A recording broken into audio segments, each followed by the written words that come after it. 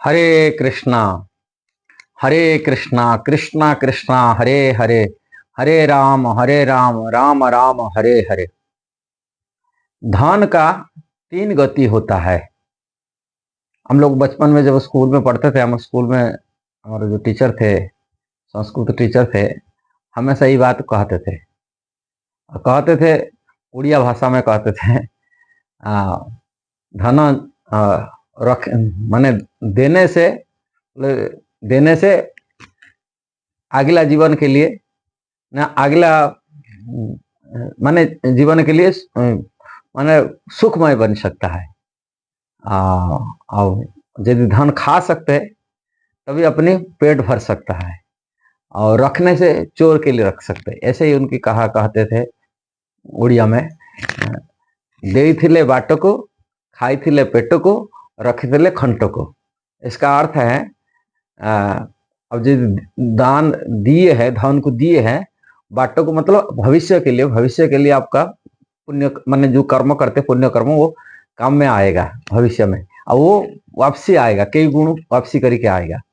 और धन को यदि खाए है, हम इंद्रियों की तृप्ति कराए, और यदि आप धन को रखे, संचय करते हैं, संचय करने से वो चोर खंड के लिए चोरों के लिए रखा जाता है।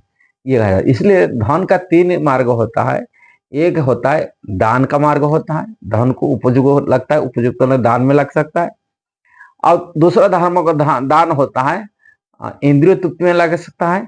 और तीसरा होता है धन का गति होता है, माने चोर डकैत मतलब माने लुटेरे ले गए, अपने जीवन के लिए खतरा बनता है वो, और चोरी डकैत करे, मर्डर करके लोग धन चोरी करके ले जाते हैं। रखने से संचय बने, जो संचय करते लोभ वर्ष धन में आ जाते हैं, लोभ वर्ष उनके लिए मृत्यु भी वर्ण करना पड़ता है, लोभ करने का।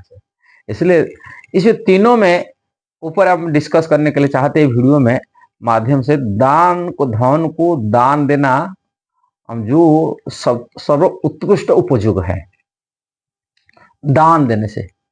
और दूसरा जो है, धन को हम जो कमा हुआ धन को इंद्रिय तृप्ति में लगाए देना, संसार लगाता है, इंद्रिय तृप्ति ही इनका मुख्य कारण होता, वो भी अच्छे गति में माना नहीं जाता है। और तीसरा जो धन संचय करते हैं चोर खंड के लिए, चोरी करने वाले माने चोर डकैत के लिए, वो जीवन के लिए सबसे बड़ा खतरा बनता है। भगवान गीता में ये तीनों बारी में भी बताई रखे, भगवत गीता में। दान देने वाले भगवान कहते हैं, यज्ञ दान तप कर्म न त्यज्यम कार्यमेव तत्। यज्ञ दान तप कर्म न त्यज्यम कार्यमेव तत्, यज्ञ दान तपस्यैव पापनानि मनीषिणम। इसका अर्थ यज्ञ दान और तपस्या कर्म का कभी भी परित्याग नहीं करना चाहिए, उन्हें अवश्य संपन्न करना चाहिए। निस्संदेह यज्ञ दान तथा तपस्या महात्मा को भी शुद्ध बनाता है। ये तीनों व्यक्ति को जीवन को माने पवित्र कराता है। अब महात्मा लोग जो साधु पुरुष होते हैं उनको मध्य भी ये शुद्ध बना देता है। दान के बारे में कहा गया, ये दान हम देते हैं तभी हम धन शुद्धि होता है। अब बिना अशुद्ध माने बिना शुद्धिकरण में कोई धन को यदि उपयोग करता है, इंद्रिय भोग में लगाता है, वो पाप ही खाता है। भगवान भी ये बात कहते हैं, मैंने जब तक भगवान को अर्पण किया नहीं, कि किसी साधु संत में सेवा नहीं कराए, वो धन इतना अशुद्ध होता है, ऐसे इतना अपवित्र करा देता है, वो जीवन शैली को अपवित्र कर लेता था, विचार अशुद्ध कर लेता है, और कभी सुख नहीं देता, अशांति में जीने के लिए देता है, तड़प में। हम देखें कई परिवार हैं, लोग देखते धन दान नहीं दे करके बिना दान में बोलते हमें कमा हुआ दान है, अपना धर्म मान लेते हैं, और इसी अभिमान के कारण से उनकी परिवार बर्बाद हो जाता है। उनके बच्चे के अंदर में संस्कार नहीं मिल पाता, ना खुद के अंदर संस्कार मिलता है, ना दूसरा का। जब धन दान नहीं देते, परिवार का झगड़ा, अब परिवार के कलह, पति पत्नी में झगड़ा हो जाता है, माने बहुत परेशानी आ जाता है, उठाना पड़ता है। माने अशुद्ध आहार करने से अशुद्ध आहार हो जाता है, जो बिना दान में वो धन को उपयोग कर रहा है, अपनी इंद्रिय तृप्ति में लगाता है। इसलिए धन की जो गति होता है, दान की जो धन को गति होता है, प्रथम गति होता है, उनको गति होता है उनको दान देने में लगाना चाहिए। शास्त्र में यही कहा गया जो साधु सन्यासी होते, विरक्त व्यक्ति होते, जो उनके पास धन यदि आता है, उन्होंने उसको 100% भगवान की सेवा में लगा देना चाहिए।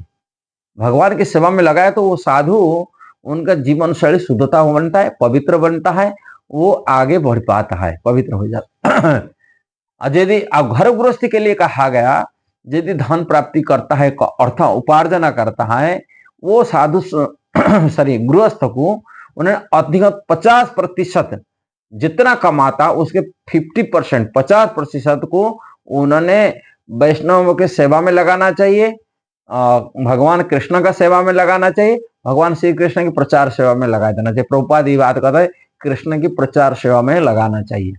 और श्रील रूप गोस्वामी आचार्य हैं, उन्होंने अपने और धन को आधे, उन्होंने कमा हुआ धन को आधा वैष्णव साधु सेवा और भगवान श्री कृष्ण की प्रति सेवा के लिए उन्होंने लगाया। आप 50% 25% अपनी घर गृहस्थी के लिए, आप 25% संचय के भविष्य के लिए रखे।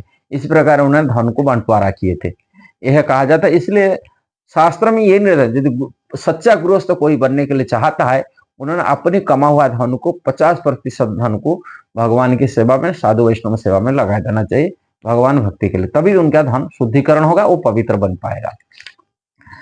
और साधु सन्यासी के लिए भी यही कहा गया। सन्यासी लोगों के लिए अपने धन कोई दान देता है, साधु सन्यासी, वो अपनी इंद्रिय तृतीय न लगा करके उनको भगवान की सेवा में लगा देना चाहिए, 100% लगा देना चाहिए। तो ये पक्का विरक्त वेली माना जाएगा, पक्का सदवेली माना जाएगा। ये दान की बारी में कहा जाता है। यदि दान को न दिए, अपने इंद्रिय तृप्ति पेट भरने के लिए, अपनी इंद्रिय सुख के लिए लगा देता है, ये कुछ प्रतिशत हद तक ठीक ही है, अपने कमा हुआ धन दंड है, किंतु अशुद्ध विचार पैदा करता है, विषय भोग में लगा देता है, वो कभी आत्मकल्याण नहीं कर पाता है। वो आत्मकल्याण करने के लिए उनका मार्ग माने बंद हो जाता है।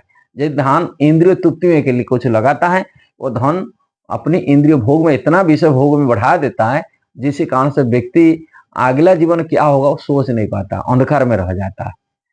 तीसरा दान के यदि हम गति इसको दान नहीं देते हैं, केवल संचय कर रखते, अपने घर में बैंक बैलेंस बना के रखते, केवल संचय मनोवृत्ति रखता है, लोभ की वजह से वो चोर डकैत लेता है, नाले वो मृत्यु हो जाता है, ऐसा ही दान पड़ी खराब हो जाता है, कोई काम में नहीं आता है चोर डकैत के लिए। इसलिए संचय मनोवृत्ति धन, आपके मन में आसक्ति बन के रहता है, मेरा धन है, मेरा धन है, और वो अहंकार पैदा करता है, ईगो पैदा करता है, अभिमान पैदा करता है, धन के कारण से अभिमान पैदा करता है, व्यक्ति को नरकगामी भी करा देता है। यही बात भगवत गीता में कहता है, जो लोग लोभ के वशीभूत होते हैं, लोग काम क्रोध लोभ, ये तीनों नरक की द्वार बन जाता है, उनके लिए नारकीय गति पड़ जाता है। इसलिए दोनों चीज देखा जाता है, धन की 3 गति होता है। जो गति, एक गति होता है धन की दान में लगता है, दूसरी इंद्रिय भोग लगता है, तीसरा होता है नरकगामी कराता है। ये नरक के दशक माने चोर डकैत लोग धन के लिए तो व्यक्ति देखो अपने जीवन को नछावर कर, धन इतना संचय कर, धन को अपने जीवन, जैसे बॉर्डर पर माने देश की रक्षा के लिए बोलते, धन की कमाने के लिए तो पूरा अपने जीवन को जान दे देता है। धन कमाने के, धन के लोग के कारण से ये करता है।